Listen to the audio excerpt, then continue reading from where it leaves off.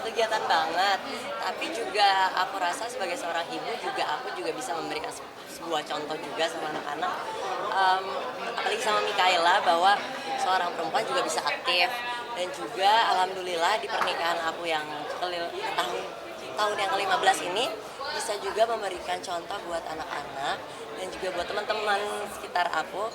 Ternyata dengan komunikasi yang baik, bekerja bersama suami istri itu ternyata bisa kok gitu, walaupun gimana ya, banyak hal-hal yang memang harus dikomunikasikan duluan, tapi ternyata bisa. Dan aku ngerasa aku sama Ari justru getting stronger because of this urusan.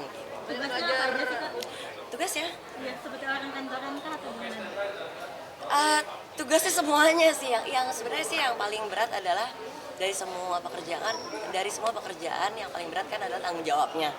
Dan ini tanggung jawabnya lumayan besar gitu, tapi ya uh, aku pede karena juga didukung sama teman-teman dan tim yang kuat juga, mereka yang benar-benar paham dengan fight.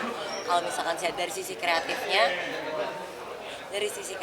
aku juga punya tim yang aku percaya banget gitu, jadi ya kita coba deh gitu.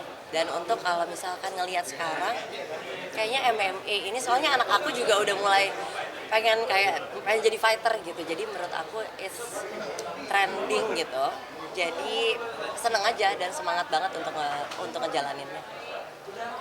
Dari ini kemauan Kak sendiri atau dari Ardi juga untuk jeblosin istrinya Nggak. mulai belajar entrepreneur atau gimana Kak?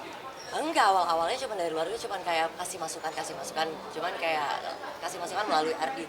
Lama-lama Ardi ngobrol sama teman-teman, kayaknya coba deh Nia gitu. Dari situ juga aku awalnya nggak mau, kan namanya pekerjaan kita dari luar ngeliatnya enak cuman ngasih masukan aja, tapi pas udah punya jebur kan ada tanggung jawab yang dipegang gitu. Jadi apapun keputusan aku ada konsekuensinya gitu ya. Jadi tapi ya gitu, dari situ aku ngerasa kayaknya mungkin ini adalah satu tahap lagi yang baru buat aku, buat diri hidup aku. Mungkin memang benar aku pendidikan aku nggak setinggi yang lain, pengalaman aku juga nggak banyak, tapi this is a start dan aku pengen belajar. Ya gitu. Kesulitan sangat banyak kesulitan, tapi di mana ada tekad yang kayak aku udah mimpi, oke, gue pengen bisa jadi begini, di mana ada kemauan pasti bisa sih. Setiap malam anak-anak udah tidur aku selalu banyakin baca, karena banyak hal-hal yang mungkin aku nggak mengerti dunianya, tapi aku baca terus gitu. Daily-nya jadinya seperti apa nih kak? Dengan pekerjaan barunya? Enggak lah, sama tim juga kalau misalkan tiba-tiba anak-anak pada di rumah, gak ada meeting di kantor, ke rumah gitu. Jadi masih bisa mondar-mandir, masih disamperin Mika, Nata, Gika. Karena kalau misalkan tetap prioritas aku adalah seorang ibu. Jadi waktu kemarin sempat ada satu hari, bukan kemarin, beberapa waktu lalu, satu hari aku seharian ngurusin kerjaan, tiba-tiba malam-malam mau tidur, mereka pada bilang, gimana sih, pokoknya kayak mama, kita kangen sama mama kok ya mama, kita kangen sama mama kok, mama nggak mau pulangnya malam banget.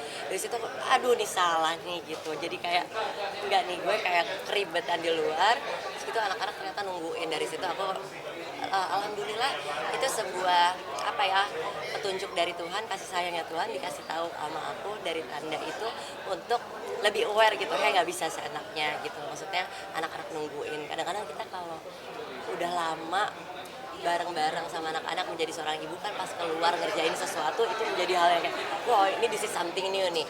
Tapi kita harus ingat sebagai perempuan tetap aja, menurut aku ya, aku nggak tahu yang lain, menurut saya sebagai seorang istri dan seorang ibu, anak-anak tetap butuh kita. Jadi prioritas terutama tetap jadi seorang ibu, apalagi aku punya anak yang udah mau gede. Jadi menurut aku ini waktu-waktu masa-masa yang krusial juga buat dia. Dan alhamdulillah itu tadi dengan dan kayak gini, dan aku punya anak seperti Mikaela, she's kayak a very blessing gitu aku punya dia. Dia malahan kadang-kadang suka, oh temanya kayak gimana, coba aku pengen bantuin kayak gitu loh gitu. Jadi kita emang kayak best friend, jadi we talk about everything, about her life, about her personal life. Sekarang udah mulai punya personal life, udah gitu. Terus ya namanya di mana-mana ya, kalau misalkan udah ABG gitu, jadi dia cerita semuanya gitu, dan dia butuh aku gitu. itu sih, dan aku pengen terus menjadi teman buat Mikaela. Tapi setelah kesibukan masih tiktokan bareng sama anak-anak sama suami juga. Menurut aku itu adalah salah satu pinter-pinternya kita salah satu pinter-pinternya kita memanfaatkan waktu. Jadi pada saat kita lagi kumpul, ya udah apapun yang bisa dilakukan lakukan. Gitu udah kali ya. Datang kali tanggal 3 Mei ya. Mengajarkan kesederhanaan satu lagi Kak sama anak-anak. Selalu mengajarkan kesederhanaan tuh Kak. Viral. Mengajarkan kesederhanaan. Kayak kemarin kan Kakak sempat terharu mama mertua sewa satu hotel dan Kakak bilang anak-anak harus bersyukur nih. Oh iya, karena memang mungkin aku selalu pengen mengingatkan sama anak-anak aku. Kan mungkin kan aku beda dengan mereka. Mereka lahir dengan keadaan yang sangat cukup gitu ya. Kalau aku enggak, aku cuma nggak mau mereka ngelihat hal-hal itu menjadi hal yang normal, karena it's not normal gitu. Dan aku pengen selalu ingetin. Tapi alhamdulillah anak-anak aku setiap malam hampir sering sih aku selalu cerita tentang masa lalunya. Jadi aku selalu ingetin sama mereka bahwa semua yang mereka punya ini adalah titipan dari yang di atas. Jadi nggak ada yang bisa disombongin sama mereka, karena itu bukan punya mereka. Oke? Tadi kita sudah tanya sama Kania ya, keterlibatan Kania di MMA ini seperti apa. Anda tadi pengakuan beliau memang awalnya hanya menjadi pemberi masukan, tapi akhirnya terlibat juga seperti apa keterlibatan Kania tadi? Sangat. Jadinya kalau kita aja tentang keterlibatan, lebih terlibat dia daripada saya terus terang sekarang di One Pride. Ya, kita udah ini ada tahun ke-8 ya, tahun ke-9 ya One Pride. Ya, kita melihat banyak sekali udah ada kemajuannya One Pride. Ya, dari sebelumnya ME baru diperkenalkan dengan ada Kobi, dengan pelatihan dan lain-lain, dengan melakukan suatu event-event yang berkesinambungan, itu kan semakin banyak fighter semakin bagus. Kita melihat sudah masuk ke UFC ada dari One Pride. Nah, tapi saya berpikir juga, saya nggak puas kalau misalkan kurang cepat untuk grow lagi. Nah, oleh sebab itu saya mikir ini perlu orang yang bisa memikir out of the box. Karena ketika kita mau hasil yang berbeda dengan cara yang sama, tentu pasti akan susah. Nah, untuk si Bunia sendiri, saya masukkan dia sebagai COO di holdingnya, di One Pride dan juga di holdingnya. Di holding daripada One Pride. Apa yang dilakukan, dia memberikan suatu sentuhan-sentuhan tidak hanya warna untuk setnya, sehingga ambience, dan itu akan fighter itu juga akan ada tema-temanya, ya, di mana itu merupakan suatu kemampuan daripada Bunia. Saya lihat itu sangat baik. Mudah-mudahan bisa dapat diterima dan mudah-mudahan tujuannya makin banyak orang menyukai olahraga MMA ini, bahwa kalau misalkan datang ke arenanya itu bukanlah yang menyeramkan ya, tetapi sesuatu yang fun, bisa ajak ke teman-teman, fun untuk menonton dengan ambience yang sangat bagus. Karena juga katanya juga anak-anak juga pada suka MMA sekarang seperti apa nih Karin. Iya betul. Dia setiap kali ada One Pride itu selalu minta diajak. Tapi kan sebenarnya peraturan yang dari pemerintah itu masih ada range, belum boleh ikut. Apalagi karena itu juga tayang di TV terestrial, TV tidak berbayar. Jadinya ya kita nggak berani untuk ngajak mereka. Jadi mereka kalau misalkan mau ikut di belakang layar aja untuk ikut ya. Tapi ya mudah-mudahan ya mereka bisa menjaga diri anak-anak ya, untuk dengan suka dengan MMA. Lumayan juga, siapa tahu kalau mereka bisa mau masuk One Pride ya kita adu aja biar lebih kayak tambah menjadi cowok sejati. Tapi boleh Pak Ardi kalau anak-anak pengen menserisi ini? Enggak. Boleh aja. Boleh aja. Yang tapi kalau misalkan di antara 3 anak saya sih, kalau misalkan disuruh nerusin ini yang paling sangar Mikaela. Walaupun perempuan satu-satunya ya Pak? Oh, perempuan satu ya enggak. Sangar dia nggak bisa jadi pemenang. Kayak mamanya juga nggak sih? Lebih jauh lebih sangar Mikaela. Jadi ya, tapi dia sangat dewasa sih aku sukanya, sangat dewasa dan dia ngertiin, tapi ya galak. Tapi cantik kok sayang. Cantik banget. Kan dia berarti di sini posisinya sebagai apa nih? Di sini COO juga, dia turun langsung.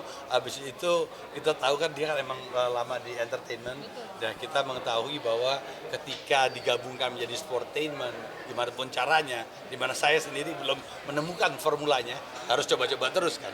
Tapi kalau kita tidak mencoba udah pasti nggak bisa. Nah ini maka dengan ada dia di awal-awal usulannya adalah ya kalau yang tadinya kita ngerasa buatnya itu ya ya selama 8 tahun udah ada pakap-pakap ya usulan-usulan ini di awal kelihatan ini lo gila ya lo ini buat apa kita kan sebenarnya pengen nunjukin fight ya fight aja. Tapi dia tidak berpikir demikian karena kita pengen orang datang menyukai tidak hanya nonton pukulannya tapi semakin mengenal. Ketika orang mengenal lebih gampang untuk jatuh cinta dengan olahraga ini. Jadi mudah-mudahan itu yang bisa dan masukan dari teman-teman semua, support dari teman-teman semua, tetap kami tunggu ya saran kritik membangun kami tunggu untuk kebaikan untuk MMA Indonesia. Tadi ngeliat kan dia sama anak-anak jadi kayak teman best friend seperti apa sih? Cantiknya sama kayak Tadi bilang udah dewasa juga Pak Ari. Iya, kalau saya sangat terus terang apa biasanya kan paling dekat dengan yang perempuan itu bapaknya. Tapi saya paling dekat karena dia tahu dia bisa marahin saya kapan aja. Ya, padahal saya ketum Kobe nggak innocent banget kelihatannya kan. Iya, tapi dia bisa marah lebih menakutkan sehingga ketum suka takut. Ketum suka takut. Tapi ya she's an angel for me, walaupun galak, tapi dia lebih dekat dengan ibunya. Ya bisa sharing segala. Kenapa? Soalnya ketika dia mencoba sharing, saya terutama umur 12 tahun loh. Umur 12 tahun mencoba sharing, tapi sharing ada berkaitan dengan lawan jenis, ya berbicara tentang pacar itu, ya bilang stop, ngomongnya sama mama aja. Ya, ada sedikit perasaan jealous. Tapi kan dia selalu mengajarkan artinya kesederhanaan juga nih Pak Ardi. Betul. Luar biasa ya, maksudnya tidak selalu mengajarkan tentang fancy, hidup fancy, Betul. Ya, ke bawah seperti apa sih Pak Ardi melihat istri seperti itu. Itu yang saya apresiasikan juga dengan Nia, karena kan nggak tahu kenapa saya ini mungkin dari bentuk badan saya ABRI tapi hati Hello Kitty. Sehingga jadi kalau misalkan anak ya walaupun salah ngerengek dikit gitu luluh hatinya. Tapi kalau ibunya lebih ya yang benar kan ajaran ini benar ini salah dan dilakukan sebagaimana mestinya sebagai orang tua. Jadi ya she's better parent. Tadi kan dia lebih tegas ya daripada bapaknya ya Pak. Iya betul. Dan kalau anak zaman sekarang itu kalau kita mau memberikan saran, jangan melarang, kita harus tahu kenapa kita melarang. Jadi ya pernah coba juga yang dulu tuh saya sering banget gini, jangan main-main mau maghrib, kenapa banyak setan. Nah ini saya kayak gitu ditantang, mana setannya gitu. Itu juga nggak bisa ya datengin setan ya kan. Tapi ya harus logis ya rada susah juga karena logisnya mereka juga kadang lebih logik dari kita mikir iya ya jadi kenapa gue larang ya gitu.